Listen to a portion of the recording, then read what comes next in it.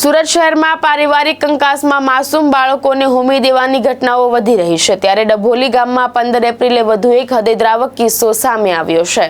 સુરત અને મૂળ ભાવનગર જિલ્લાના મહુવા તાલુકાના તરેડ ગામના વતની અને હાલ ડભોલી ગામમાં આવેલ સુમન પ્રતિક આવાસમાં રહેતા જયસુખભાઈ પટેલિયા હીરાના કારખાનામાં કામ કરી 35 વર્ષીય પત્ની મિત્તલબેન તથા 6 વર્ષની પુત્રી વેનિશા અને 5 વર્ષની પુત્રી આરવીનું ભરણ પોષણ કરે છે। જયસુખભાઈના મિત્તલબેન સાથે 10 વર્ષ પહેલા લગ્ન થયા હતા। તેમની મોટી પુત્રી સિંગણપોર હરિદર્શનનો ખાડો નજીક આવેલી ખાનગી શાળામાં CKGમાં અભ્યાસ કરે છે।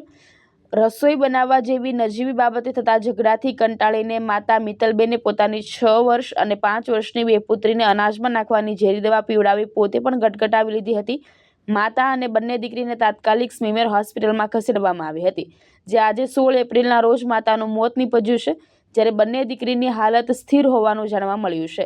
જયસુખભાઈએ જણાવ્યું કે તેઓ પત્ની મિત્તલબેન સાથે ઘરમાં અવારનવાર રસોઈ બનાવવા તથા જમવા બાબતે તેમજ અન્ય નાની મોટી વાતોને લઈને ઝઘડાઓ થતા હતા। આ ઝઘડાઓમાંથી કંટાળી મિત્તલબેને બંને પુત્રીને ઝેરી દવા પીવડાવ્યા બાદ તેણીએ ઝેરી દવા પી અંતિમ પગલું ભરી લીધું હોવાની શક્યતાઓ છે। આ બનાવ અંગે ઊંડાણપૂર્વકની તપાસ સિંગણપુર પોલીસ કરી રહી છે। શું બનાવે? દવા પી ગયા, ફોન આવ્યો, ખાલી ઓફિસે ગયો, હવા બે અડીને ગાળામાં શું કીધું?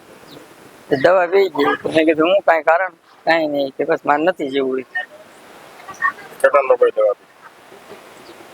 એ બે છોકરીનું કહે, પણ છોકરીનું તો અત્યારે કોઈ વસ્તુ કાંઈ છે જ મિત્તલબેનની હાલત કેવી? નહીં। હા, એની હાલત તો જેવી છે એવી નહીં છે। દીકરીઓ તો જે આમ કાંઈ ઓલું જ નથી, કોઈ વસ્તુ છું જ નથી અત્યારે। શું કામ ધંધો કરતો? ડાયમંડ હીરા। તમને શું કારણ લાગે?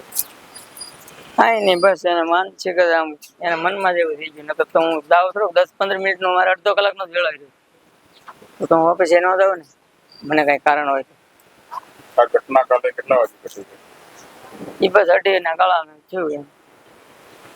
શાક સુધારતી હતી, હું ફ્રૂટ લાવ્યો તો ફ્રૂટ જ્યુસ પાયું, એવું બધું શીખવું ને એવું બધું એના કઈ સરકમ થાય?